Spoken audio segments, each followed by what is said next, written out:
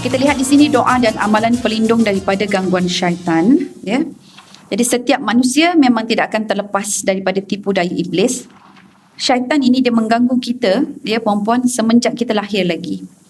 Jadi lahir aja anak Adam, maka akan ada syaitan yang dipanggil Korin. Kita kenal sebagai Korin. Kita sebut sebagai Korin ini, dia akan duduk dan dia study hidup sebagaimana anak-anak kita hidup. Jadi dia macam seolah-olah copycat, betul-betul photostat lah. Photostat apa yang anak kita suka, ya, apa yang dan sebagainya lah. Auzubillahi minasyaitonirrajim. Bismillahirrahmanirrahim. Assalamualaikum warahmatullahi wabarakatuh. Baik, kita mulakan majlis pengajian kita pada hari ini dengan bacaan Ummul Kitab Al-Fatihah. Auzubillahi minasyaitonirrajim. Bismillahirrahmanirrahim. Ar-Rahmanir-Rahim. Maliki yaumiddin. Iyyaka na'budu wa iyyaka nasta'in. Ihdinas siratal mustaqim. Siratal ladzina an'amta 'alaihim. Ghairil maghdubi 'alaihim waladdallin. Amin. A'udzubillahi minasyaitonirrajim. Bismillahirrahmanirrahim. Allahumma arinal haqqa haqqan warzuqna ittiba'ah wa arinal batila batila warzuqna ijtinabah. Allahumma aftah alaina futuhal arifin warzuqna fahman nabiyyin wa ilhamal malaikatil muqarrabin birahmatika ya arhamar rahimin. Rabbana zidna ilman nafi'a. Amin ya rabbal alamin. Apa khabar semua? Masya Allah, sihat pagi macam mendung je ya hari ini. Baik perempuan, tuan-tuan yang dikasihi, kita dah masuk pengajian kita pada hari ini, bab yang terakhir. Sampai dah tak ada nombor bab dah. Dia tulis itu bonus. Okey. Dan bonusnya ini adalah paparan doa-doa untuk pelindung daripada syaitan. Sebab syaitan ni dia ganggu, dia punya kerja dia mengganggu. So bila disebutkan sebagai gangguan syaitan, maka syaitan kita tak nampak. Jadi kita boleh bayangkan yang selalu mengganggu kita tu kita rimas, ya. Agak-agaknya dari binatang lah, binatang ke serangga ke yang selalu mengganggu dan kita rimas. Apa agaknya perempuan? Seperti apa ya? Ada dalam rumah kita. Lipas tu dia memang dia jadi makhluk perosak tapi dia tak ganggu sangat. Nyamuk. Okey, betul. Lalat lagi langau. Gitu ya. So macam ni nak hilangkan nyamuk, macam nak hilangkan lalat ni dengan langau?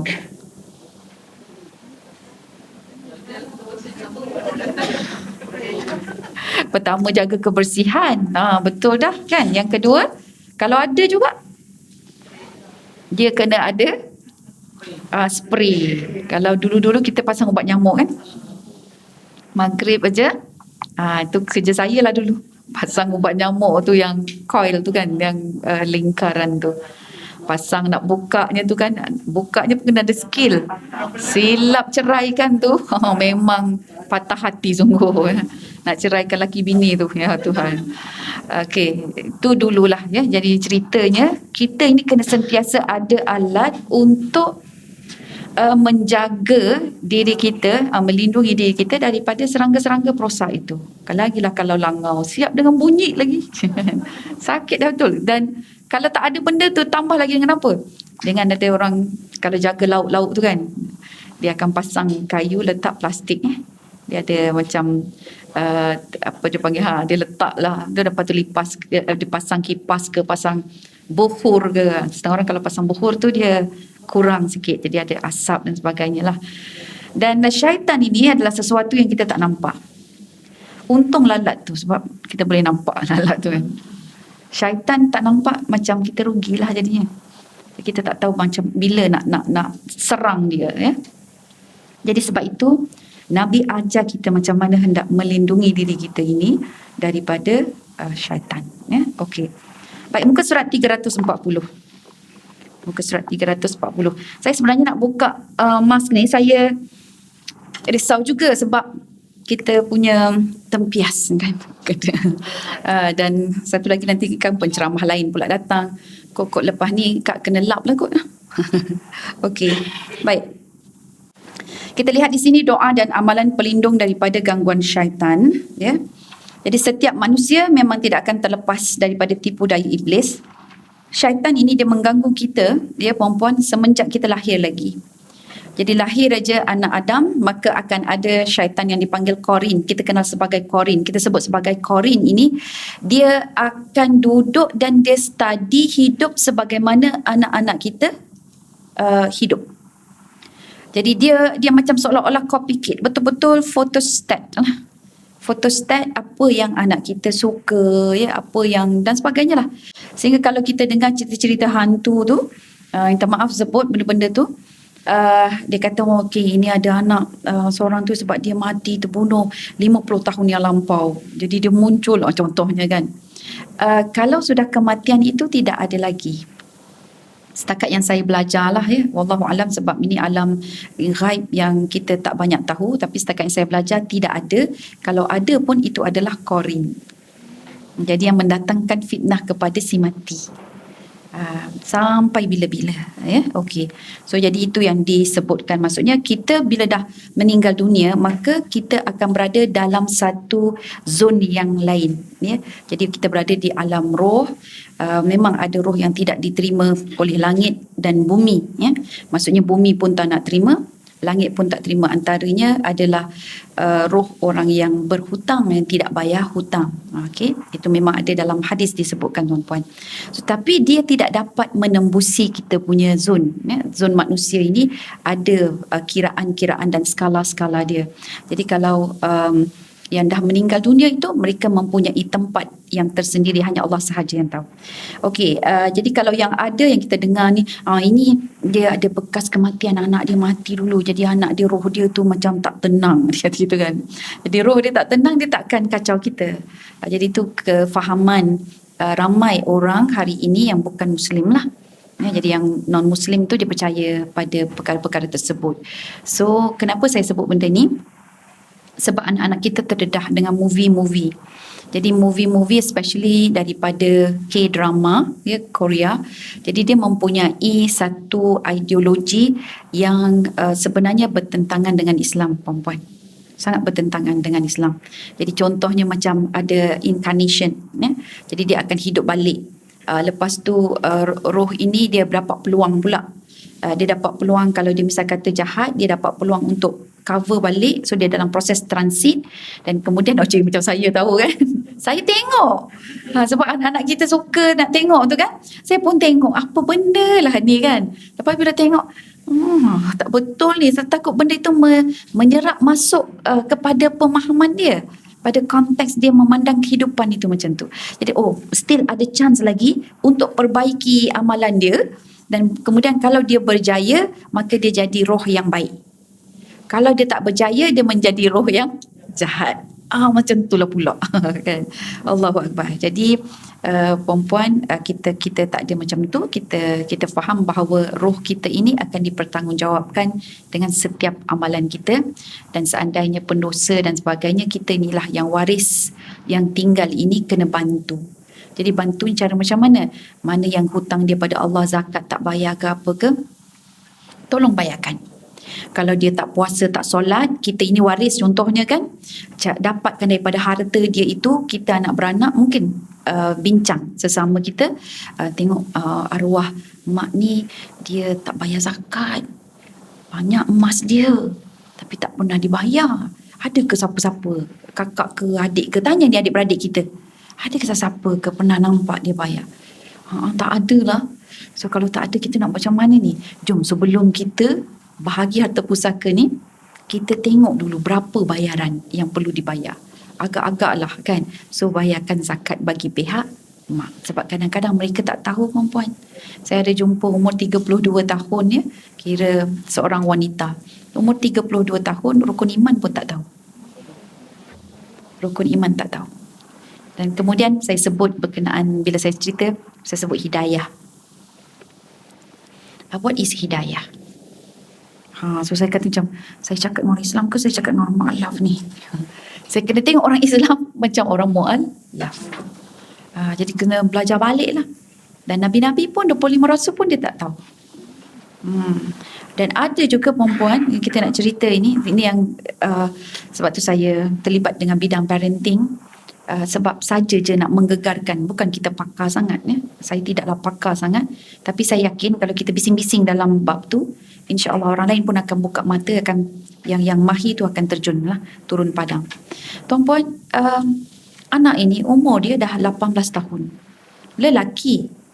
Saya dipanggil sebab ibu dia tu stres sangat kerana suami dia tu ada cawangan lain. Jadi stres sangat isteri dia ni sampai tak boleh jaga diri dia. Jadi saya diminta jumpa dengan isteri dia tu. Jadi alhamdulillah waktu tu isteri dia of course lah boleh lah bercakap semua kan, dia layan saya dengan baik. Dan kemudian sebelum jumpa tu saya jumpa dengan anak dia. Anak dia tu suruh tangan nak salam saya, lelaki. Lepas tu saya kata, tak apa. Sihat ke? Saya terus tegur dia. Tak apa. Saya kata, sihat ke? Lepas tu dia kata, sihat. Macam segan lah sebab saya tak ni kan. Lepas tu saya tanya, terus saya nak cover balik. Saya tanya nama dia lah, kemudian belajar lah, apa semua. Sampai saya tahu dia dah ada girlfriend. Okey, lepas tu saya pun tanya dia, awak dah balik? Saya tanya gitu, awak dah balik? Maksudnya saya nak masukkan kepada topik, you dah balik tu tak boleh lah salam perempuan, maksudnya gitu. Balik? Apa tu? 18 tahun tak tahu balik dah. Okey, kemudian girlfriend ada tu? Balik tak tahu. Okey. Lepas tu saya cakap, alah kalau balik ni dia ada certain time tu you kena mandi hadas tau. Saya cakap macam tu. Mandi hadas? Tak tahu mandi hadas. Okey. So saya kata you pernah wet dream? Dia pun angguk. Muka dia macam malu sikit. Lepas wet dream kena mandi hadas.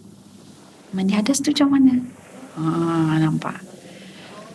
Jadi saya buat assumption, mungkin mak dia terlalu sibuk dengan masalah keluarga. Ayah dia terlalu sibuk dengan cawangan baru sampai anak-anak terabai.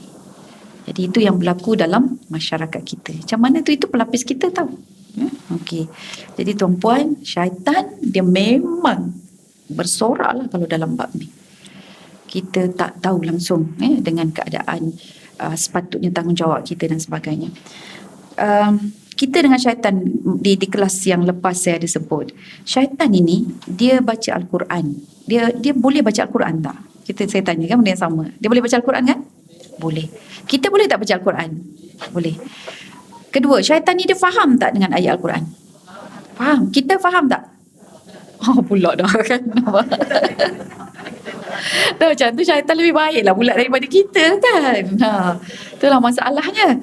Okey, kemudian kalau macam tu beza kita dengan syaitan. Kalau kita tak faham Al-Quran dan tak berusaha, rugilah kita sebab syaitan lebih baik. Syaitan lagi baik. Cuma bezanya bagi kita, kalau kita belajar kemudian kita faham, syaitan pun belajar dan dia faham. Bukan belajar lah, dia tahu dan dia faham. Beza kita dengan dia adalah kita boleh beramal dengan Al-Quran. Dia tak mau beramal dengan Al-Quran. So line kita hanya satu je, beramal ataupun tidak. Siapa-siapa yang tidak faham Al-Quran, tapi kalau dia beramal dengan Al-Quran, masih lagi baik. Jadi maksudnya dia baca Al-Quran, tapi mungkin di situ dia ada kekangan untuk memahami dan sebagainya kan. Untuk hadiri kelas-kelas pun rasa macam tak terjumpa, contohnya lah. Macam tak logik lah pula bagi macam tu kan. Sekarang ni banyak kelas-kelas untuk tadabbur Al-Quran ni. So misal kata begitu. Tapi dia berusaha untuk memperbaiki diri dia, akhlak dia kan. Dia tengok, aku ni hukum dia macam mana. Tu orang yang selalu tanya hukum hakam tu sebenarnya dia nak beramal dengan Al-Quran. Jadi bila dia nak beramal dengan Al-Quran dan dia boleh beramal dengan Al-Quran, itulah garis pemisah antara kita dengan syaitan. Syaitan dia tahu semua, dia belajar semua, tapi dia tidak beramal. Jadi siapa-siapa mana-mana manusia yang mempunyai sifat serta ciri-ciri seperti itu, maka dia samalah dengan okey, takut dah nak sebut dah kan. Okey, baik tuan-puan, sebab itulah dia Allah kenalkan kita bahawa syaitan ini lakum aduwwum mubin. Bagi kamu ni dia adalah musuh yang nyata. Dan nyatanya dia adalah pada implikasi, kesan di dalam hati kita dan juga kehidupan kita. Jadi kita dah tahu dah syaitan dia bermula daripada anak kecil lagi. Ya, jadi sebab tu kita digalakkan untuk mengumandangkan azan di telinga anak. Kemudian berusaha bagi nama yang baik kepada anak. Rupa-rupanya memang ada dalam hadis di mana syaitan ini dia memberi ilham nama untuk anak. Dia bagi kita ni duk cari nak nama anak apa kan. Syaitan dia akan bagi ilham. Jadi ilham ikut suka dia lah. Nampak macam baik kan faham kan? Syaitan ni 99 arahan ataupun bisikan kebaikan. Satu tu nanti habis menjerumuskan kita. Jadi macam itulah syaitan nak bagi nama anak, dia akan memberi cadangan macam-macam. Nak nama sebab biar bagi sebut sedap lah begitu. Biar nama begitu beginilah sampai kita lupa ada wibawa dalam nama itu sendiri. Sebab nama itu wibawa dia doa. Bila kita selalu sebut, maka dia boleh menjadi identiti. Maka Nabi sangat galakkan pilih nama di kalangan orang-orang yang baik. Jadi kita tengok ambillah nama-nama Nabi, ambil nama sahabat. Kadang-kadang nama yang kita rasa baik. Contohnya macam di situ disebut Najih. Najih ni, Najih kejayaan. Ada hadis yang tidak menggalakkan kita letak nama Najih. Kalau perempuan jadi Najihah. Biasa tak dengar nama Najihah? Orang tahu ada nama Najihah kat sini kan. Kita biasa tahu. Tapi Nabi tak bagi letak nama yang membanggakan diri. Mana-mana bangga yang membanggakan diri kita itu Nabi tak bagi. Itu pada sebahagian, pada satu sudut lah. Imam Al-Mawardi dia kata pilihlah nama yang pertama daripada kalangan para anbiya dan juga orang-orang yang beriman. Yang kedua, nama yang senang disebut, senang, ringan di lidah. Kita kadang-kadang sampai 3 rangkap gitu kan. Dah habis dah papan kenyataan tu tak muat dah kan. Ataupun name tag nak tulis susah. Yang ketiga, disarankan supaya tidak ada unsur-unsur yang membangkitkan kebanggaan dan kesombongan, dan sebut maksudnya maknanya baik. Ada seorang sahabiah nama dia Barrah. Barrah ini maksudnya macam dia suci daripada dosa. Ana bariun, saya suci daripada dosa, saya tidak terlibat. Macam kita nak kata saya tak terlibat langsung ni, macam itulah. So saya suci, saya bersih daripada perkara-perkara yang tak baik. So Nabi tukar nama dia kepada Hasanah. Jadi nampak kebaikan lah kan. Jadi daripada Barrah, macam Barrah tu nampak baik kan, suci, tapi sebab di situ ada unsur-unsur macam bangga, macam mula kau suci sangat gitu kan. Tapi kat situ dia tukar kepada Hasanah. Ada seorang wanita ini nama dia Asiyah. Kalau kita tak tahu dalam sebutan yang betul, kita akan kata okey je kan. Tengok ejaan dia. Ejaan dia kalau ada ain di depan, sod di tengah, buruk nama dia, Asiyah. Jadi Asiyah ni maksudnya orang yang melakukan maksiat. Tapi Asiyah dengan hamzah, alif dan sin, yang itu cantik.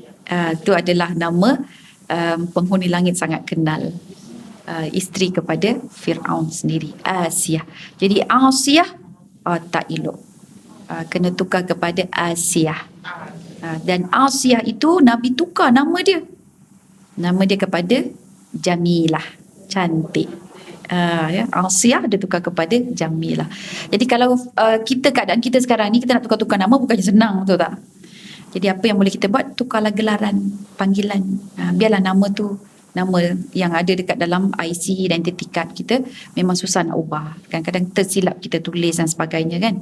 Jadi kita tukar, kita panggil saja dengan gelaran yang baik. Okey. Baik, alhamdulillah. So kita tengok sekarang muka surat 340. Allah Subhanahu Wa Taala mengajarkan manusia supaya memulakan bacaan Al-Quran dan ketika mengelak sihir dengan ta'awuz.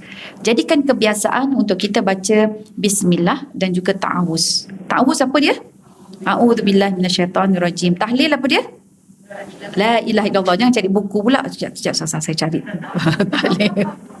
Tahlil tu maksudnya kalimah la ilaha illallah. Tasbih subhanallah. Tahmid Alhamdulillah.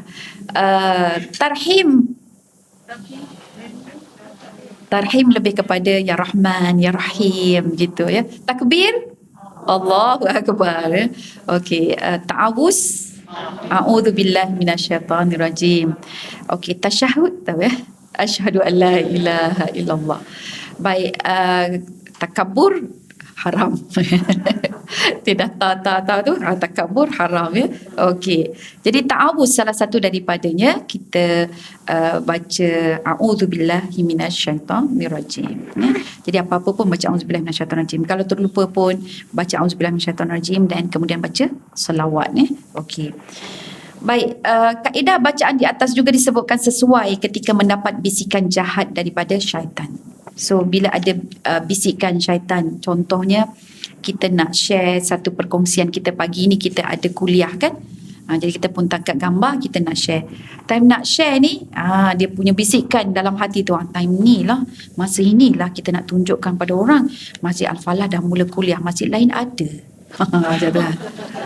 Allahu Akbar. Time tu pula kan kita nak tekan share, nak tekan butang share tu sedetik sahaja lagi. Sebelum nak tekan, keluar perasaan seperti itu, cepat-cepat baca a'udzubillahi minasyaitonirrajim, cover balik terus, ya Allah, niatku ini adalah untuk menggalakkan orang supaya menuntut ilmu, bukan untuk menunjuk-nunjuk, baru share.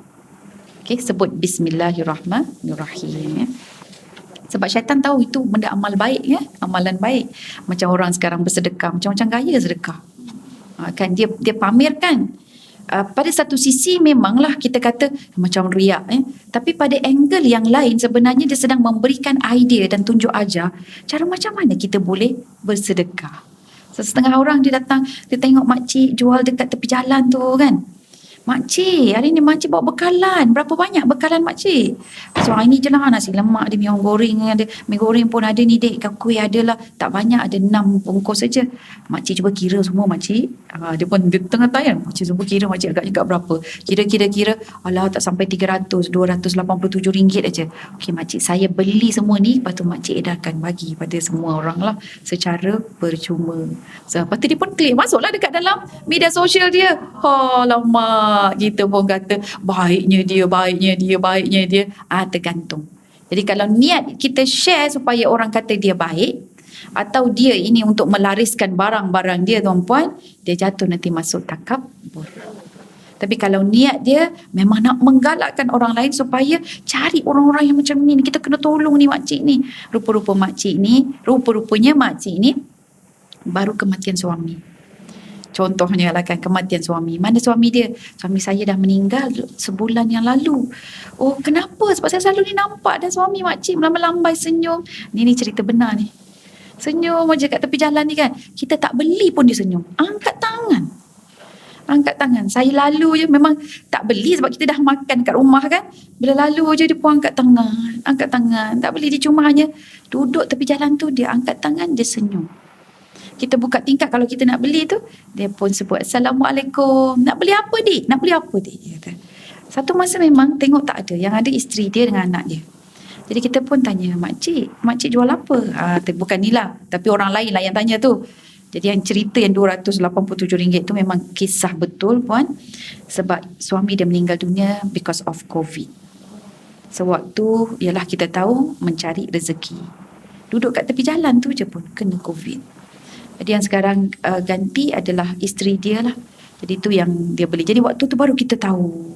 Oh pakcik tu tak ada sebab nampak dia punya kelebihan ada di situ. Cuma yang bila kita nak berkongsi tu, tolong betulkan niat kita. Sebab kita takut nanti kebaikan itu akan dibalut dengan syaitan lah. Jadi benda baik, syaitan kan dia akan kacau benda baik. Benda yang dia lain sikit dengan langau. Langau tu bau benda yang busuk tu yang dia datang kan. Bau yang hanyir yang tu yang dia kejar. Tapi syaitan ini bau yang cantik, yang itu yang dia kejar. Dia kejar, dia duduk dekat situ dan dia akan memburukkan. Dia akan memburukkan, menghodohkan dan membuatkan amalan kita tertolak. Jadi perempuan jangan risau kalau yang dah lepas, bukan kita kata dah lepas. Kalau yang dah lepas tu renung balik, fikir balik, kita istighfar, betulkan balik niat. Kita masih hidup ni masih lagi boleh betulkan niat kita. Mana-mana yang lepas-lepas, mungkin kita pergi haji ke, kita pergi menunaikan umrah ke kan. Jadi ada rasa macam seolah-olah nak takabur ke apa ke, kita renung balik, minta ampun pada Allah. Minta ampun terus pada Allah dan kemudian kita betulkan niat balik. Okey. Baik, jadi ta'awuz. Dan kemudian kita lihat ada lagi dalam sebuah hadis ya, kaedah bacaan yang disebutkan apabila kita mendapat bisikan jahat daripada syaitan. Innal syaitani lammatan bibni Adam walil malaki lammah. Fa amma lammatu syaitan fa i'adun bisyarr wa takdzibun bil haqq wa amma lammatul malak fa i'adun bil khair wa tasdiqun bil haqq.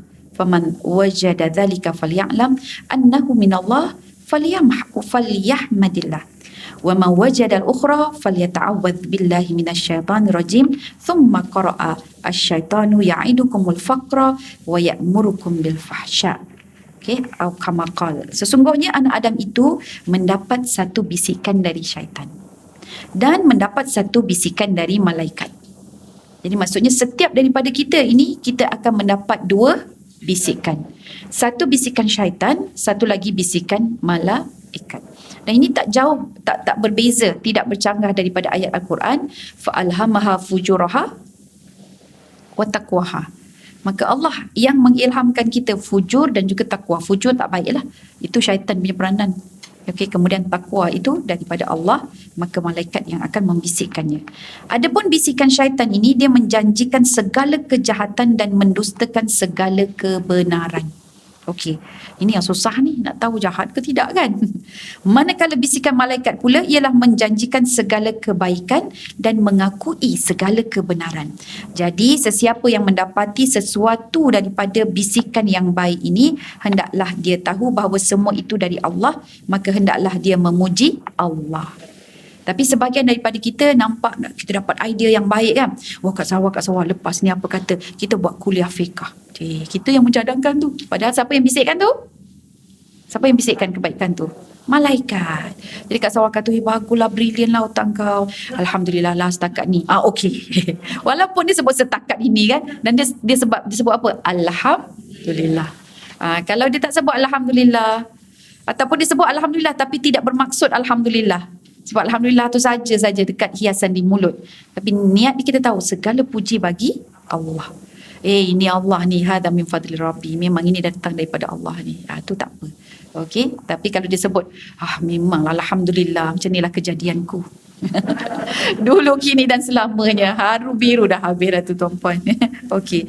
Jadi Nabi sebut apa? Kalau dapat bisikan tersebut, maka hendaklah dia memuji Allah. Okay, jadi itu yang dimaksudkan dengan falyahmadillah. Jadi kamu hendaklah memuji Allah. Dan barang siapa mendapati yang lain daripada ini, hendaklah dia memohon perlindungan daripada Allah, daripada syaitan yang terkutuk. So kalau kita confirm, kita tahu benda itu baik, cepat sebut Alhamdulillah. Dan kalau kita tak pasti sesuatu keputusan yang kita nak sebut ini adalah baik ataupun tak, kena selitkan dengan ta'awuz, iaitulah baca a'udzubillahi minasyaitanirrajim. Kita tak pasti ni baik ke tak baik, tapi a'udzubillahi minasyaitanirrajim, mudah-mudahan yang ini baguslah. Kan sebab kadang-kadang nak buat keputusan ni kita pun confuse ya. Jadi kita perlu dapatkan bantuan daripada Allah Subhanahu taala. Kemudian baginda Nabi Muhammad sallallahu alaihi wasallam membacakan satu ayat tuan-puan ya, ayat Al-Quran, bacaan 141. Okey. Alright, daripada surah Al-Baqarah. Surah Al-Baqarah, alright. So hadis ini dan Nabi kata syaitan itu menjanjikan kamu kemiskinan dan menyuruh kamu mengerjakan pekerjaan keji, dan Allah menjanjikan keampunan dan kurnia daripadanya. Jadi di sini Allah tahu syaitan ini memang dia sentiasa berusaha untuk menyesatkan kita, tapi Allah, di sisi Allah pula ada banyak keampunan. Ya, tapi janganlah pula kata, kita melakukan maksiat ni tapi tak apa. Lepas ni kita bertaubat. Kan? Lepas tu rasa bertaubat dah selesai. Lepas tu buat lagi maksiat. Kan? Buat maksiat, tak apa. Allah akan maha pengampun. Yang itu tak kena tuan-puan ya. Okey. Baik, terus yang kedua. Bacaan yang diajar oleh Nabi SAW ketika Iblis sedang berusaha untuk melemparkan api ke wajah Nabi Muhammad sallallahu alaihi wasallam. Sini diriwayatkan sewaktu Isra' dan Mi'rajnya baginda. Jadi sewaktu Isra' dan Mi'rajnya baginda, maka ada api yang dilemparkan kepada Nabi untuk distract Nabi Muhammad SAW. Sebab perjalanan Isra' Mi'raj kita tahu perjalanan dengan roh, dengan jasad baginda sallallahu alaihi wasallam. Jadi di situ ada gangguan-gangguan. So kita faham bila gangguan ini, nampak teringat aja, gangguan nyamuk, langau tak langau, nyamuk, lalat, macam itulah yang sewaktu dengan dia mengganggu. So bila dia mengganggu ni, dia pantang nampak peluang. Nanti dia akan datang. Okey. Baik, bacaan yang diajar adalah a'udzu bikalimatillahi tammati allati la yujawizuhunna barrun wala fajirun min syarri ma khalaq wa dhara'a wa bara'a wa min syarri ma yanzilu minas sama' wa min syarri ma ya'ruju fiha wa min syarri ma dhara'a fil ard wa min syarri ma yakhruju minha wa min syarri fitanil laili wan nahar wa min syarri kulli tarikin illa tarika yatruku bi khairi ya rahman. Wah, panjang ni. Saya pun tak hafal. Okay. Jadi puan-puan, kalau boleh hafal dalam seminggu 2 minggu ini, sangat bagus untuk kita amalkan. Mari kita tengok makna dia. A'udzu bikalimatillahi tammati allati la yujawizuhunna barrun wala fajir. Aku berlindung diri dengan kalimat-kalimat Allah yang sempurna, iaitu kalimat-kalimat yang tidak dapat dijangkaui oleh orang yang baik maupun yang zalim. Min syarri ma khalaqa wa dhara'a wa bara'a. Daripada sesuatu kejahatan yang dicipta olehnya, yakni seperti kejahatan yang datang daripada manusia, jin dan haiwan. Dan daripada kejahatan yang turun dari langit. Dan kejahatan yang naik kepadanya. Daripada kejahatan yang diciptakan di bumi, dan daripada kejahatan yang keluar daripadanya, dan daripada kejahatan bencana malam dan siang, dan daripada kejahatan setiap yang datang menjelma, kecuali yang datang membawa kebaikan, wahai Tuhan yang Maha Pengasih. So kita cuba amalkan doa ini, sebab doa ini recommended by Prophet sallallahu alaihi wasallam. Okay, a'udzubillahi minasyaitonirrajim is one thing, dan satu lagi adalah untuk yang agak panjang ni. Ada 6 line kan? Okey. Dan doa yang sama juga, doa yang panjang ini kita boleh bacakan untuk orang lain. Okey, contohnya kita bacakan untuk anak-anak lelaki kita, anak-anak perempuan kita, suami kita apabila dia nak keluar dari rumah. Ni sekarang lagi dengan musim pandemik, betul perempuan kan? Dengan musim kemalangan. Kan kemalangan banyak berlaku. Agaknya dah lama, dah hampir 2 tahun tak bawa kereta Dia jadi macam tak biasa, tak kenal balik dengan jalan tu, macam kena perlu itulah orang kata dia tak biasa. Dan selain daripada itu musim hujan. Banyak berlaku banjir. Banyak juga kecuaian tuan-tuan. Kecuaian. Dan kecuaian ni, bila kecuaian ini dia mengakibatkan kesedihan. Bila sedih akan berlaku kecewa. Bila kecewa kita akan mempersoalkan takdir Allah. Jadi itu sangat bahaya. Syaitan memang suka. Dia cari je jalan macam tu. Tengok kecuaian ni apa? Anak-anak meninggal dunia dekat dalam swimming pool je. Sampai orang lain tersepak. Rupanya budak tu tersembam di dasar swimming pool. Tak perasan mak dan ayah dia. Jatuh daripada tingkat entah berapa tu. Berapa orang jatuh. Tu belum sebut lagi siakap tu. Cuai kot mengiranya sampai 1,000 lebih kat. Oi, susah kot dekat Langkawi tu nak dapat siakap kan. Tak payahlah makan siakap kat Langkawi. Makan kat sini je kan. Balik makan kat sini je. Kat Langkawi tu carilah benda lain yang senang didapati di Langkawi kan. Allahuakbar. Okey, jadi isu tu masya-Allah. Okey, baik, kita lihat di sini. Jadi macam mana kita nak mendoakan mereka, nak bercuti ke apa ke, kita ni macam nenek kan, nampak anak cucu kita nak keluar tu, doakanlah. So doakan dengan doa set ini, cuma kena tukar sedikit kalimah dia. Okey, contohnya kalau kita nak doakan seorang lelaki, kita sebut awal dia tu je, daripada a'udzu kita tukarkan kepada u'idzuhu. Ini u'idzuhu. Kalau untuk diri sendiri, a'udzu bikalimatillahi tammah. Okey, tapi kalau untuk lelaki, okey, pasangan kita, untuk suami ke, untuk anak lelaki kita ke kan, baca u'idzuhu. Jadi maksud u'idzuhu, aku minta perlindungan darimu buatnya. buat dia anak lelakiku ni. Kan? U'idhuhu. Kalau anak perempuan, tukar u'idhu ha. Okay, dia hanya panjang. U'idhuha gitu ya. Alright. Tapi kalau ramai-ramai, dah satu keluarga, lelaki, perempuan semua nak pergi ni. Adik-beradik nak bercuti. Sebelum kita lepaskan, baca u'idhuhum. U'idhuhum. Ya, kita bacakan u'idhuhum. Kalau nak baca kuat-kuat depan dia, bacalah u'idhukum bi kalimatillahi tammah. Allati la yujawizuhunna. Yang lain tak payah ubah. Ya, tukar awal dia saja. A'udhu untuk diri sendiri. U'idhuhu untuk lelaki seorang.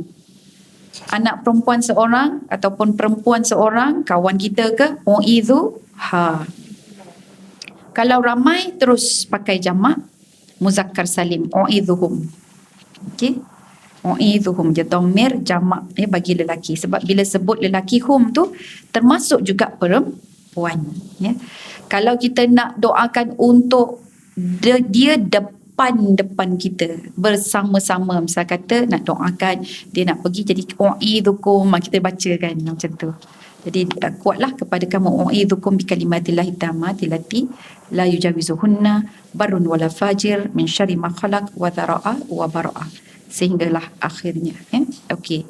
So jadi untuk bacaan doa-doa seperti ini, seandainya berlaku juga kecelakaan, kedukaan, kesedihan, puan-puan percayalah, kita tak stres mana.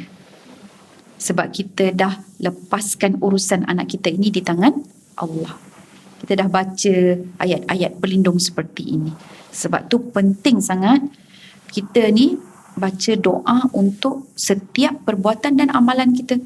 Bila kita baca doa, sesuatu benda tu tak jadi, kita rasa lapang hati. Betul perempuan, rasa lapang hati. Ini kisah cerita seseorang ini, dia banyak tertinggal solat isyak perempuan. Banyak tertinggal solat isyak dia. Jadi dia bila balik ke rumah, dia penat, dia tidur dulu. Bila tidur, jaga-jaga subuh. Jadi selalu dia tertinggal solat isyak. 5 waktu ni dia kata, Ustazah saya boleh jaga subuh, zuhur, asar, maghrib, isyak selalu. Sebab bila dah maghrib tu dia macam nampak tilam je. Nak tidur je dah. Ini sebelum COVID lah dia kerja kan. Jadi bila dia pergi kerja, dia bawa kereta dia parking. Ada samalah dengan kereta-kereta pekerja yang lain. Jadi satu masa duduk dalam pejabat, dia dengar bunyi dentuman yang sangat kuat. Okey, so waktu tu dia dah bagi tahu dah pada saya lah. Kan saya kata kenalah istighfar, gantilah balik, kena qada. Kata okey, saya usahakanlah. So bila berdentum tu, dia pun keluar tengok sebab kuat sangat. Rupa-rupanya kereta dia dengan 3 lagi kereta, 4 buah kereta lah, kena hentam dengan satu kereta yang diorang tengah test drive.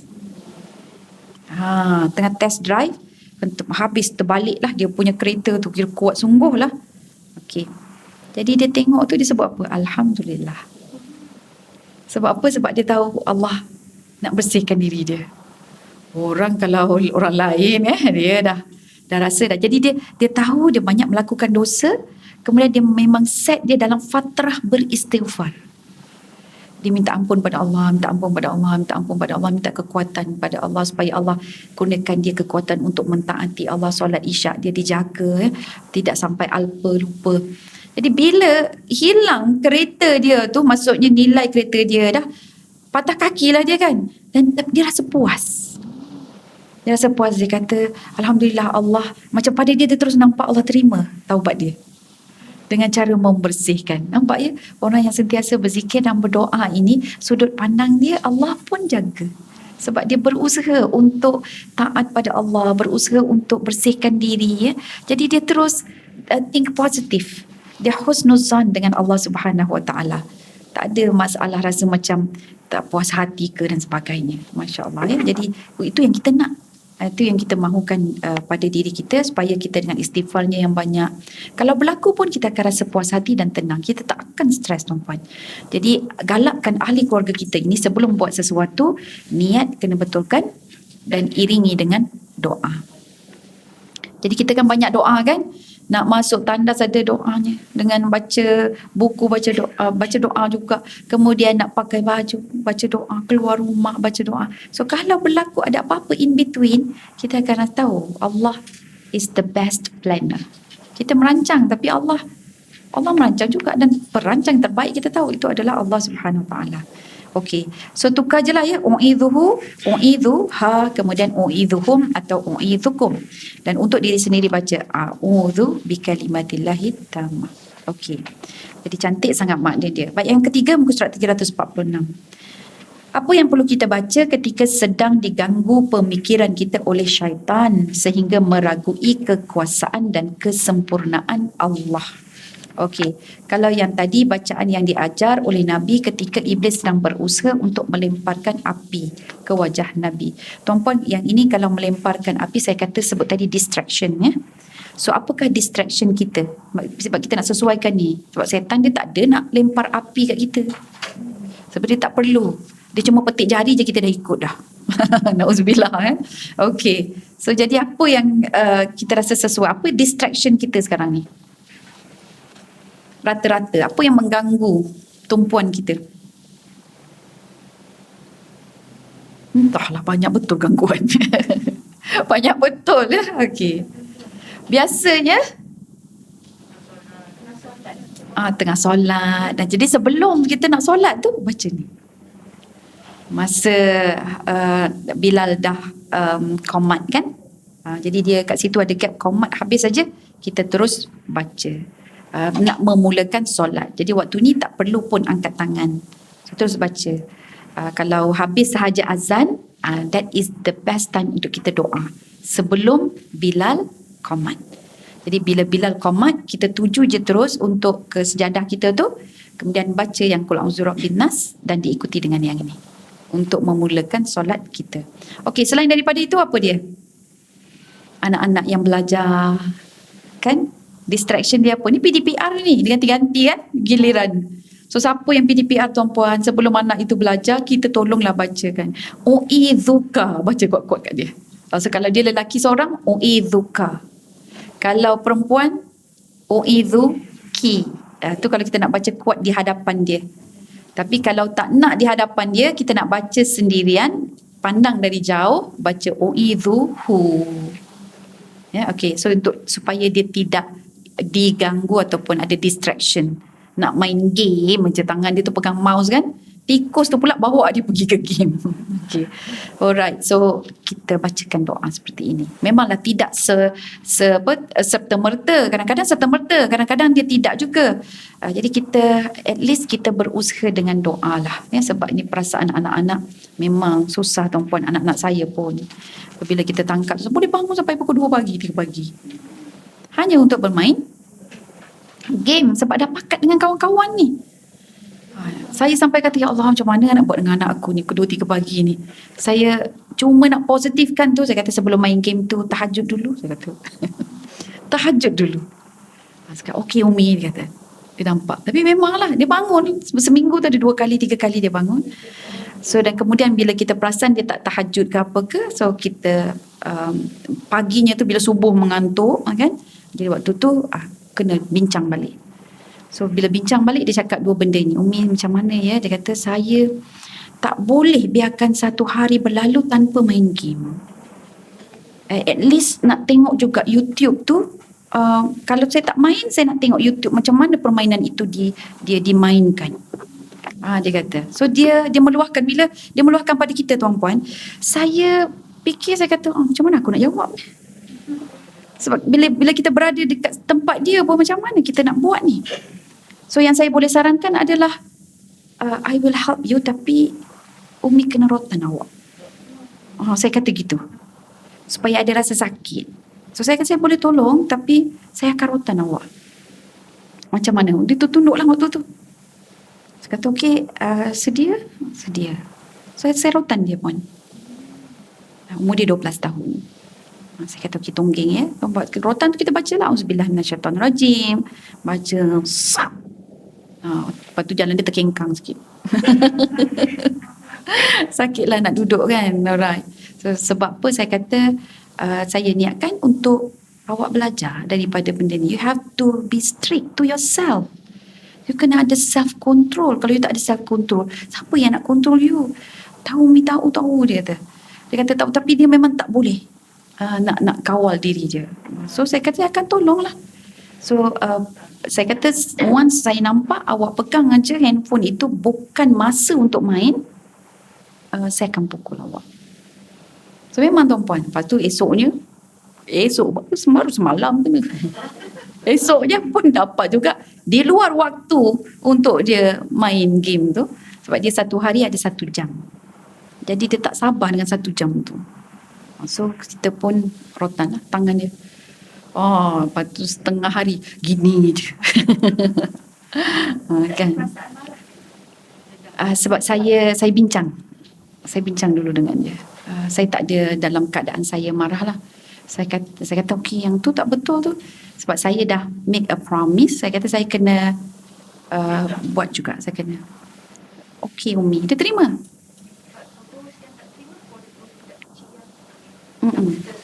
Cara kita.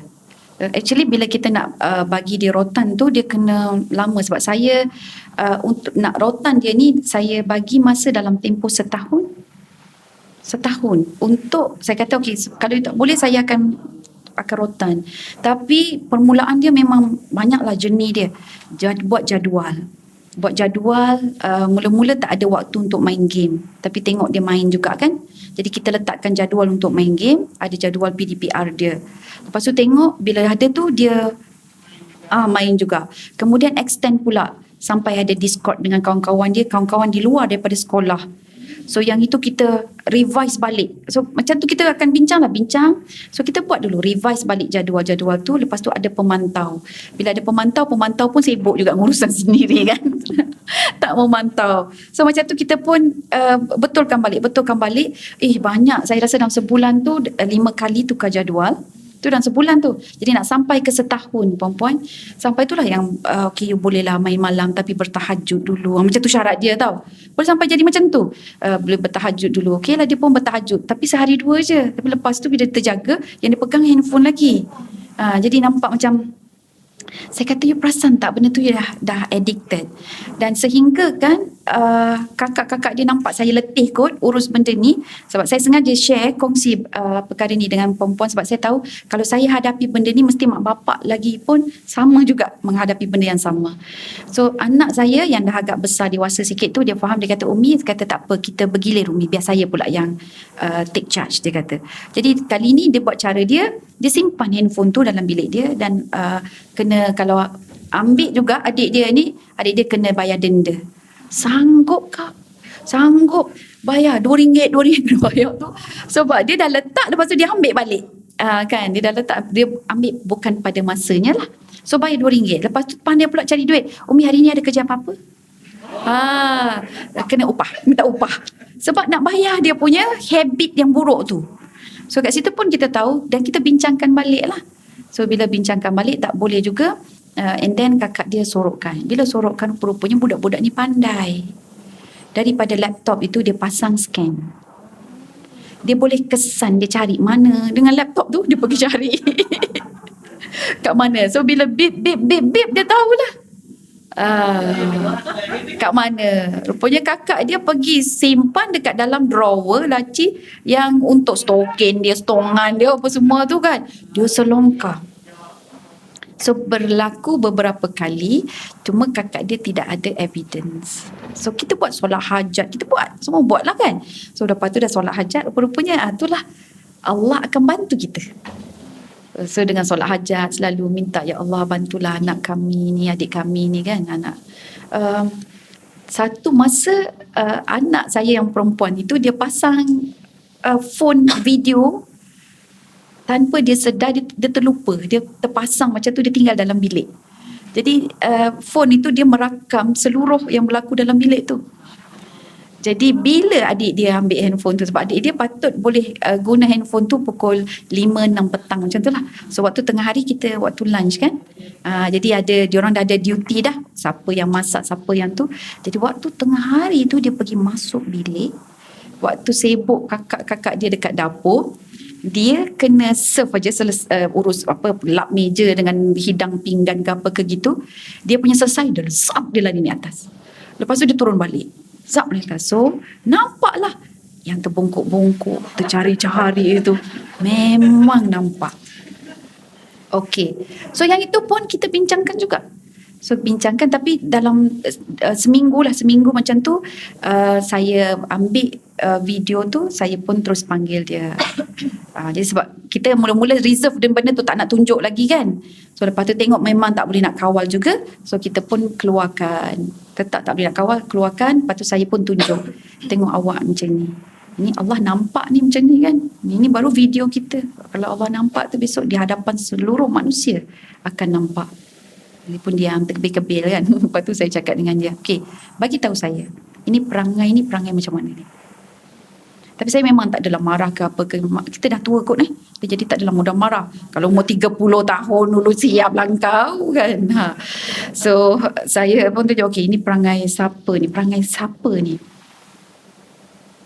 Dia lama tau. Saya memang nak suruh keluarkan daripada mulut dia tu keluar. Lepas tu baru dia sebut. Macam nampak gaya pencuri. So saya kata you punya habit satu je, you self control tak ada, tapi orang nampak you nampak tak? You buat apa? You dah membohong, you dah selongkar bilik orang, you ambil sesuatu tanpa izin.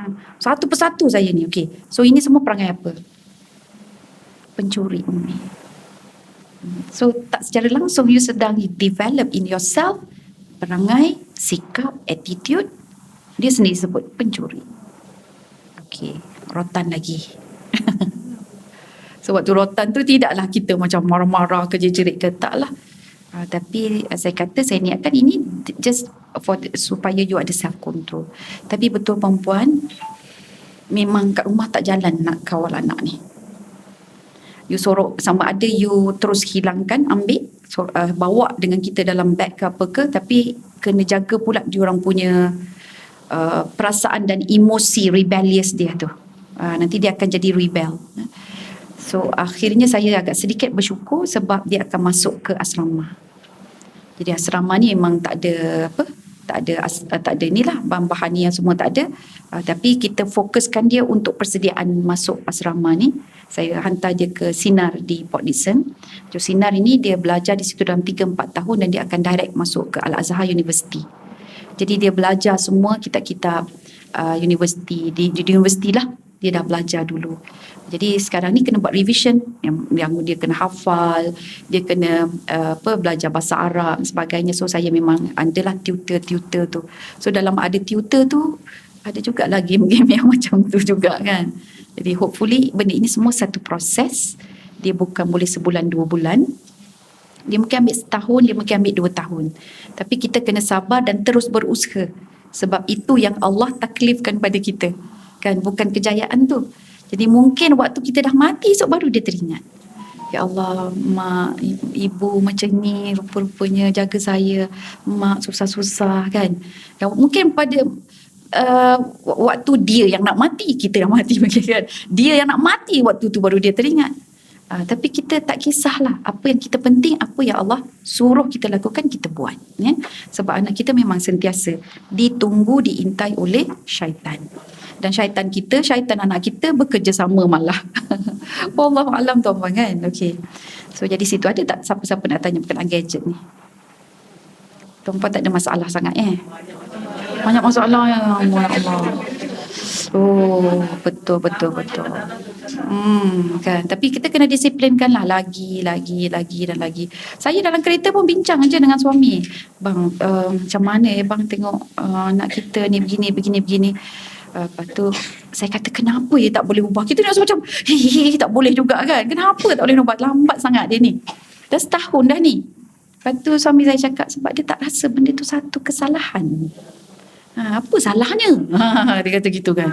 Apa salahnya aku main tak kacau orang kan. Dia tak rasa benda tu salah. So saya pun kata kita kena tunjuk jugalah kesalahan dia apa kan. Sebab tu kita kena pandai keluarkan apa kesalahan dia. Antara yang pertama kesalahan dia adalah dia sendiri menzalimi masa. Jadi masa dia habis dengan benda tu. Ya. Tapi dia modelnya mak ayah dia juga. Betul. Dia tengok mak ayah dia pun sibuk. Ya. lagi Betul. dalam sosial ke, business ke. Betul. Jadi perhatian ke anak tu tak ada. Dan ada setengah parents ni dia nak supaya anak tu diam, memang dia bagilah handphone. Betul. Akhirnya kemaru memang kita tak boleh nak kontrol lah. Betul. Ada sebahagian tu ibu yang sediakan handphone. Siap-siap sedia dah. Nenek tak bagi. Ada sebahagian pula nenek bagi. Betul. Dia persekitaran juga perempuan. Kalau macam saya, memang saya cakap dengan suami saya. Saya kata kita kena selalu dengan dia je. Kalau macam baca buku, sekarang ni dia baca Rahim Al-Maktum. 12 tahun saya suruh baca, dah masuk dah bab kelahiran anak-anak sebagainya. Saya kata okey, you baca, saya dengar. Tapi kita kena duduk sebelah. Tak boleh dia baca seorang-seorang. Dan kemudian bila habis perenggan-perenggan itu, kita minta dia explain balik macam mana, apa yang dia faham, yang dia tak faham. So dia ni pula jenis bila dah baca, okey, nak tahu apa benda ni, nak tengok internet. Peta, mana peta Arab, nak tengok internet lagi. Jadi dia baca je, budak-budak sekarang tahu, dia baca je tanpa dia nampak yang lain-lain, yang 3D lah tu kan, dia tak puas. So kita dulu baca gitu je kan, duk membayang je dalam kepala je kan. Dia tak ada, dia kata kat mana letaknya teluk Parsi ke apa ke kan. Okay, dia nak tengok kat mana teluk Parsi tu, kat mana letaknya Yaman. Dia kata Yaman bahagian selatan, nak tengok Yaman kat mana. Jadi peta-petanya lah. Okey, Nabi dilahirkan kawasan ini dengan ayah dia sampai keturunan dan sebagainya kan, keturunan daripada mana, Bani Khuza'ah, apa maksud Khuza'ah. Jadi dia nak tahu. Kalau kita tak sabar, jadi saya memang bila tu duduk je lah sebelah dia. Kena ada orang yang sentiasa di sisi mereka, kalau tidak ada ini. Ya.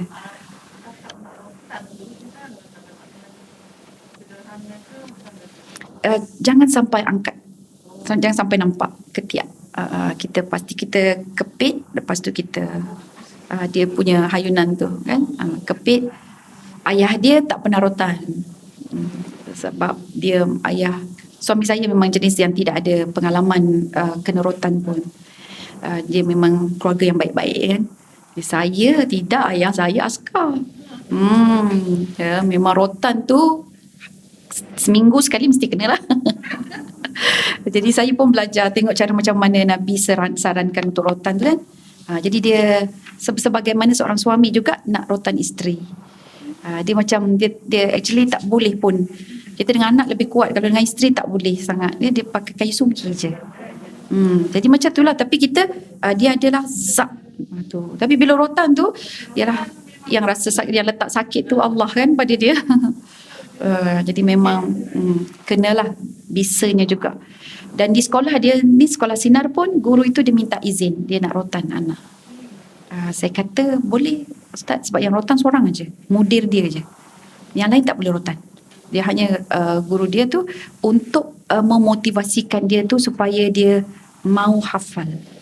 Jadi sebab kita faham anak-anak kita ini, dia daripada kita manusia kan, dia ada sifat kebinatangan dan dia ada sifat yang baik daripada Allah SWT. Jadi kita ada sifat haiwan dan dia ada manusia, itulah dia kombinasi sifat haiwan dan juga sifat-sifat samawi ya. Jadi di situ yang haiwannya itu kadang-kadang bila dia tidak boleh kawal, maka dia perlu dirotan. Tapi memang betul kakak kepada ni anak saya yang perempuan tu, dia cakap Umi, dia kata kalau nak tinggalkan dia daripada gadget, kita memang selalu kena ada aktiviti dengan dia. So kenalah merancang, nak ataupun tak nak, kita kena compete dengan yang ini. Kena compete. Kalau dia guna pun kita kena kawal apakah website yang dia perlu layari, apakah konten yang dia perlu buat. Dan dia tak boleh, jangan bagi dia layari benda tu dalam bilik sendiri. Letak pula bilik ada aircon. Lagilah seronok dia kan. Kat situ duduk lama-lama. Kita pun rasa alhamdulillah tenang aku ni kan. Rupanya anak-anak dah sampai ke mana-mana dah. Okay.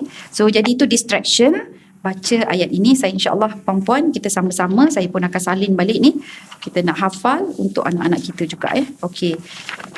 Baik, doa selanjutnya adalah apabila diganggu pemikiran oleh syaitan sehingga meragui kekuasaan dan kesempurnaan Allah ya. Jadi waktu ini mungkin kita fikir, kenapa aku ni susah sangat begini-begini? Allah tak sayang aku ke? Ada banyak sangat dosa aku ke? Contohnya macam tu tuan-puan. Itu dia dah sudah meragui kehebatan, kekuasaan dan kebaikan Allah. Cepat baca amantu billahi wa rasulih. Aku beriman kepada Allah dan Rasulnya. Ya. So itu bacaan apabila hati kita ada keraguan, ada was-was sebagai contoh. Okey, baca amantu billahi wa rasulih. Next, yang keempat, bacaan seterusnya adalah a'udzu bi kalimatillahi tammah min kulli syaitanin wa hammah wa min kulli ainin lammah. Aku berlindung dengan kalimat-kalimat Allah yang sempurna daripada setiap syaitan dan binatang yang berbisa dan daripada penyakit ain, yakni pandangan mata yang memudaratkan. Ain adalah pandangan kagum atau hasad. Dia dua. Kagum atau hasad. Dua tu je yang memudaratkan seseorang. So kalau ada rasa kagum, boleh jadi ain. Kalau ada rasa hasad, dengki, menyampah, benci pun boleh memudaratkan. Ya. Dan al-ainu haqqun, itu kata sabda Nabi Muhammad SAW, ain itu adalah benar. Sekiranya ada yang boleh menandingi takdir ataupun menukar takdir, maka ainlah. Jadi ain ini penyakit yang kita tak perasan tuan-puan. Ya, kadang-kadang sebab bila kita kagum dengan seseorang, seronoknya jadi macam dia, gini kan. Lepas tu nanti dia akan sakit lah. Dan antara sakitnya boleh jadi malas. Anak-anak kita yang malas pun boleh jadi macam tu. Benda yang simple, mengantuk je, pun macam tu juga. Dia boleh jadi gitu. Jadi menyebabkan kita lambatlah ke arah kebaikan itu. Okey, dia tak semestinya sakit, muntah paku, muntah jarum, tak. Dan ain ini bukan sihir. Dia hasil daripada mata yang melihat. Sekarang ini banyak kan mata-mata yang melihat. Dalam social media kita, dia banyak guna mata dan juga guna jari. Dia tak guna mulut, dia banyak guna jari. Jadi mata yang melihat tu, apa yang kita tunjuk, apa yang kita tonjolkan, yang itulah boleh memberi kesan dan implikasi juga. Saya teringat kalau orang-orang dulu-dulu, orang-orang tua-tua dulu tuan-puan ya, dia ada benda yang dia baru beli, contoh basikal ke kereta ke, dia suka tutup. Biasa tak kalau orang-orang tua dulu? Pernah kan? Dia suka tutup benda tu. Dia tutup kan. Jadi kita kata macam kenapa tutup? Dia kata tutup, kena tutup lah. Macam kita rasa macam wah sayang sangat lah dengan benda tu kan. Rupanya dia nak tutup daripada pandangan. Pandangan orang. Dia tak bagi tengok sangat. Begitu juga dengan orang-orang yang baik-baik ya, dia tak bagi anak-anak kecil dia itu didedahkan. Dia tak suka untuk ditontonkan lah.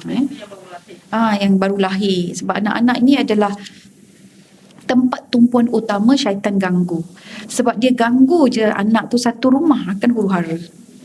Anak menangis panjang malam, mak dah tak boleh tidur. Kan ayah besok nak pergi kerja. Tak pasal-pasal gaduh sebab anak. Ganggu jiran pun akan terjaga, terkejut. Macam ada satu kes ni di mana dia suka tengok orang lain menyusukan anak. Dia dapat anak kembar.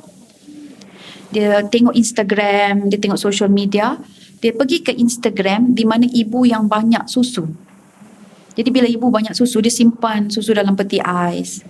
Lepas tu sampai susu tu dia boleh buat sabun lagi. Sebab susu ibu tu, sebab punyalah banyak kan. Dan dia seronok tengok nikmat orang lain. Dia mengintai nikmat orang lain. Dia tak ada susu. Jadi bila dia tak ada susu, dia tak boleh menyusukan anak kembar dia. Dan tak menyusukan anak kembar dia, bila time dia nak menyusukan anak, tak keluar susu, anak menangis, dia stres. So, datang kemurungan. Asal anak menangis, dia tak nak susukan. Biar anak tu melalak-lalak sampai jiran pun ketuk-ketuk lah pintu. Gitu ya. Jadi dekat situlah kita sebenarnya tengok je kan, tak ada rasa, tak ada masalah apa kan. Tapi daripada kerana mata kita, dengki kita dan sebagainya, bukan orang yang kita tengok tu kena, wallahualam dia kena macam mana kan. Tapi kita pula pada kita yang menengok juga yang ada masalah, dia terbeban dan murung. So dia tidak menyusukan anak dia, tak dapat menyusukan anak dia. Sebab duk fikir sangat tak ada susu. Okey, jadi di sini tuan-puan bacalah doa ini, a'udzu bikalimatillahi tammah min kulli syaitani wa hammah wa min kulli ainin lamma. Alright. So macam mana kita nak buat kalau kita nak doakan untuk anak-anak kita? Cuba tukar.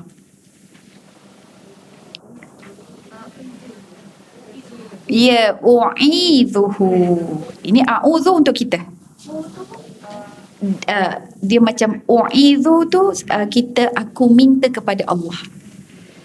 Aku minta kepada Allah untuk kamu. Dia isim dia jadi lain lah. U'idzu tu dia jadi isim yang dikembalikan ya. U'idzu bukan a'udzu aku mohon, tapi u'idzu dia jadi macam aku mohon supaya kepada engkau, gitu. Jadi diterbalikkan ya. Jadi u'idzuhu kalau kepada anak kita, u'idzuka, u'idzukuma, kalau dua orang u'idzuki, senang aja u'idzukum atau u'idzuhum ya. U'idzukum, u'idzuhum. Jadi kalau hum pun boleh untuk perempuan, boleh juga untuk lelaki. Dan Nabi bacakan untuk Hasan dan Husain, u'idzukuma bikalimatillahi tammah min kulli syaitani wa hamah wa min kulli ainin lamah. Ini Nabi doakan untuk Saidina Hasan, dan Nabi doakan untuk Saidina Husain. Maksudnya bila berjumpa dengan Nabi, yalah cucu-cucu Nabi kan, ramailah yang minat ramai yang minat, ramai yang nak main dengan dia, ramai yang nak dokong, ramai yang nak puji dia. So Nabi baca doa ini. Kalau u'idzuhuma, dua lelaki u'idzuhuma. Okey. Dia huwa huma hum, hiya huma hunna, anta antum antum, anti antum antuna, ana nahnu. Tu yang 14 dhamir tu. Kalau nak tukar tu boleh jadi 14. So sekarang ini kita ambil senang saja. Kalau untuk anak-anak kita baca u'idzuhum. Untuk pasangan kita pun boleh u'idzuhum. Jadi hum tu walaupun dia seorang tetap termasuk. Sebab bila kita sebut hum bukan hum itu tanda kita hormat juga. Sebab tu kita jawab apa kalau kita bagi salam pada orang. Assalamualaikum. Kum itu adalah jamak. Kita tak sebut assalamualaika. Boleh sebut assalamualaika, tapi kita biasa dengan assalamualaikum. Pertama sebab dia tu sunnah. Yang kedua kum itu tanda hormat. Okey, kita gunakan jamak. So tukarlah u'idzuhum bikalimatillahi tammah min kulli syaitani wa hammah wa min kulli ainin lamah. Kalau depan dia tukar kum, u'idzukum. Kalau senyap di belakang mereka kita baca u'idzuhum. Okey, kalau depan dia sebelum dia pergi ke apa ke, u'idzukum bikalimatillahi tammah min kulli syaitanin wa hammah wa min kulli ainin lamah. Jadi daripada penyakit ain. Okey, dan biasanya penyakit ain ini dia macam penyakit misteri. Penyakit misteri dia tiba-tiba, lepas tu susah nak baik. Jumpa doktor, dia kata tak ada apa. Okey. Saya pernah jumpa dengan seorang pakcik ni. Jadi dia punya kuku tu, waktu saya jumpa tu dia cengkung, memang macam mayat dah. Macam mayat dah. Dia tak boleh nak berdiri, dia kencing, berak semua di situ. Kemudian saya panggil seorang ustaz. Ustaz ni Masya Allah, dia baca dia baca mu'awizat yang 3 kul tu. Dia baca 3 kul, dia baca Al-Fatihah, dia baca ayat kursi. Bacaan ustaz lepas itu tak lama tu dia boleh duduk dah. Tapi sebelum tu dia terlentang dalam 6 bulan ada. Jadi barulah dia boleh duduk, dan kemudian barulah isteri dia mandikan dan sebagainya. So jadi bila kita cerita-cerita tu, jadi isteri dia tu cakap lah, kita tak tahu apa lah pakcik kau ni kena kan. Tanya-tanya cerita-cerita perempuan. Lepas tu saya teringat penyakit ain.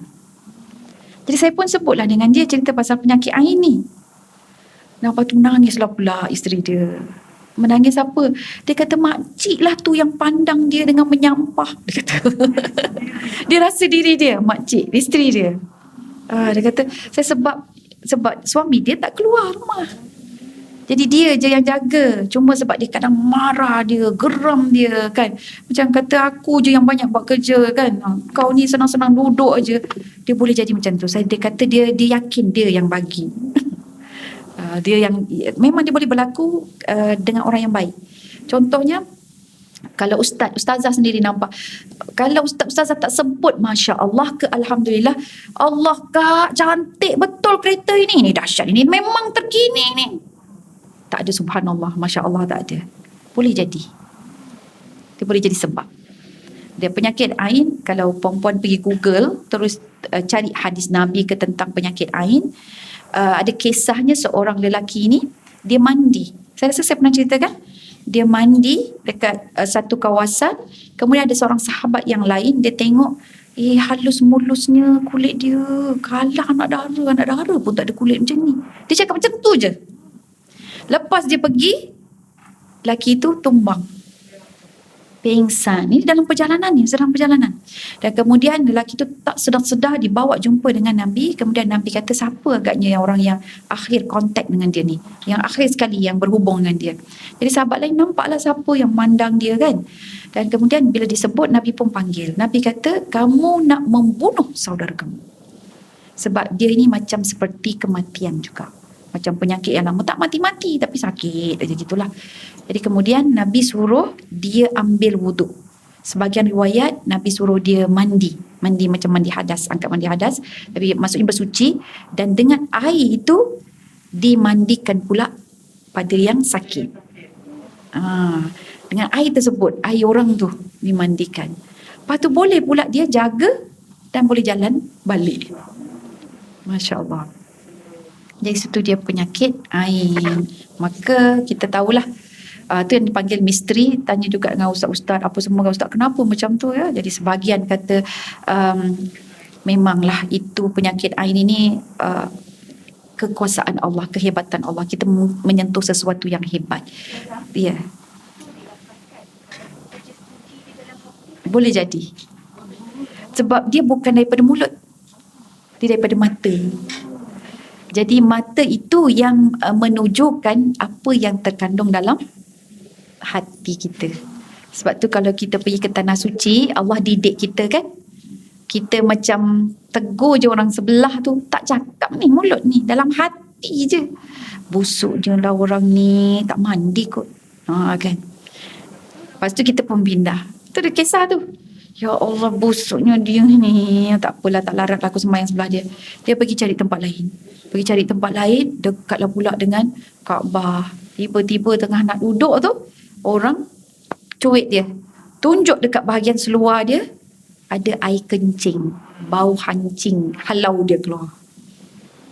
Dia terpaksa tak boleh sembahyang, balik ke hotel. Tak, dia berdiri dalam hati je. Dalam hati.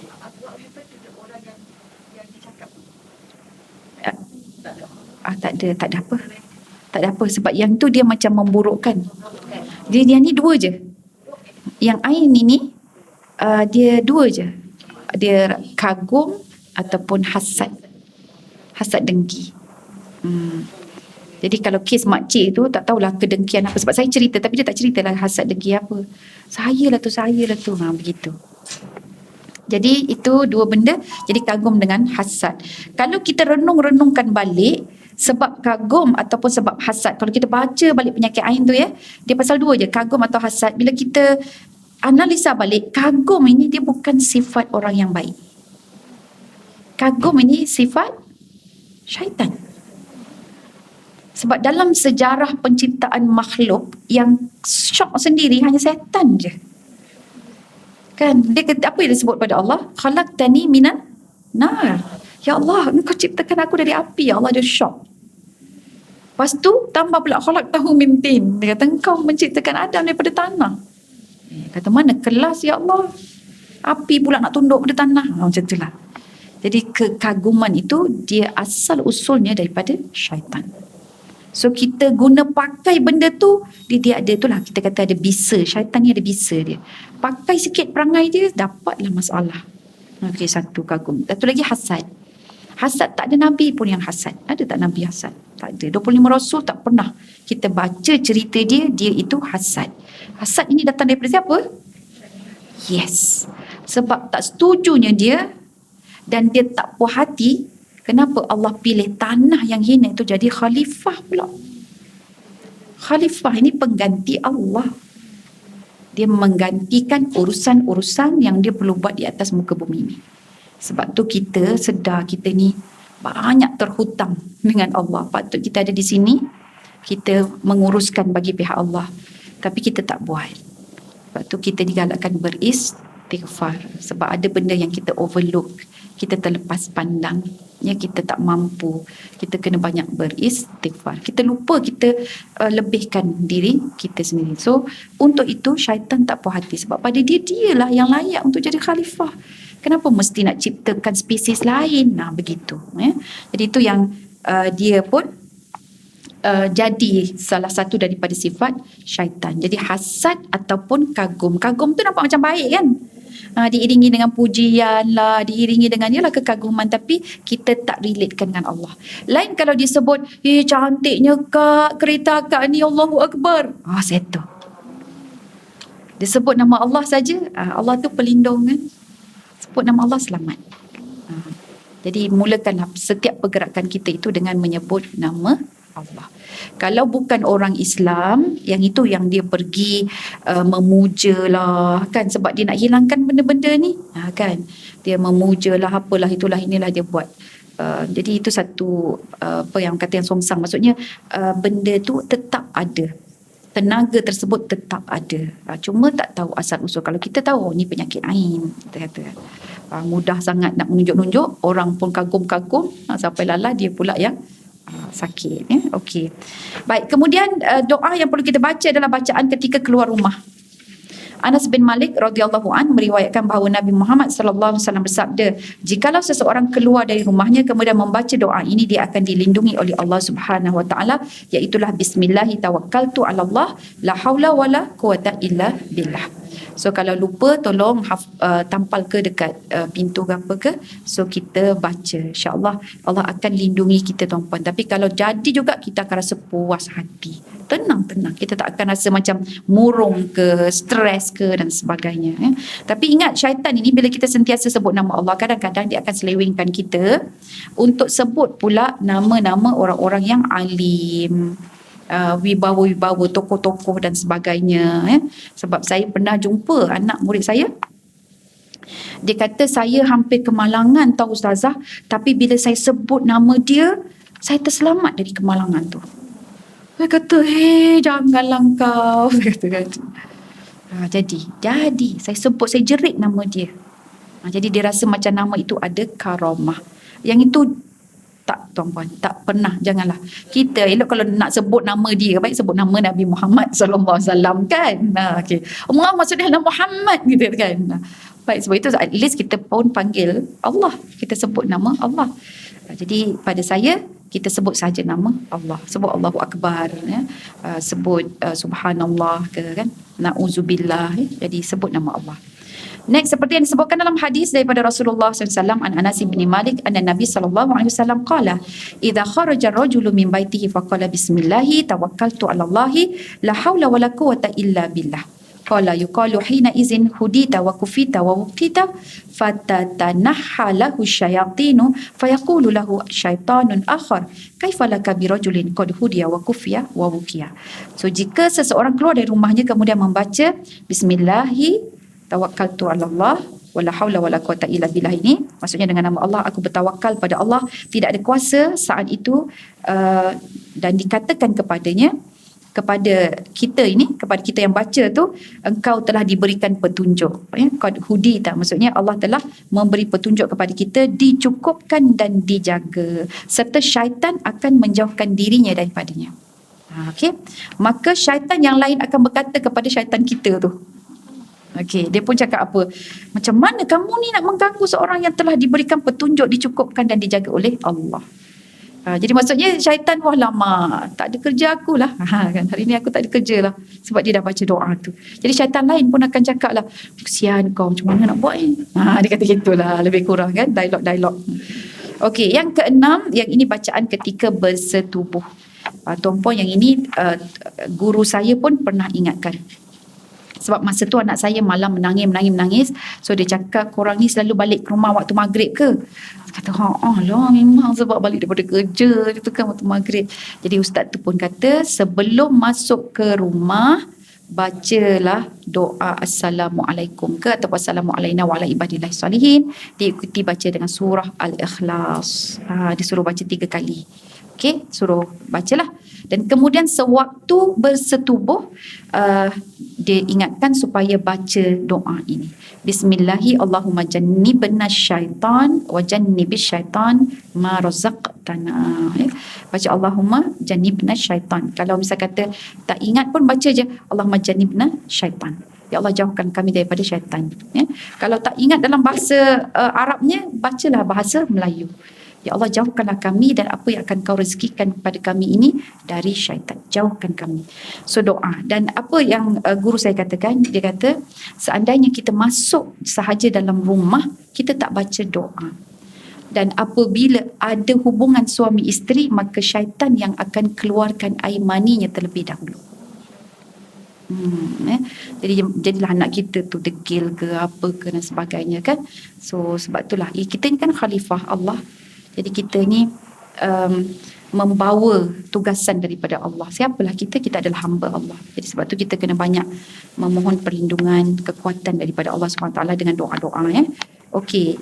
Baiklah sekali, Ani bin Abbas qala Nabi sallallahu alaihi wasallam, "Law anna ahadakum idza arada ayati ahlahu qala bismillahi Allahumma jannibna syaitan wa jannibish syaitan ma razaqtana thumma qudira ayyakuna bainahuma waladun fi dzalika lam yadurruhu syaitanun abada."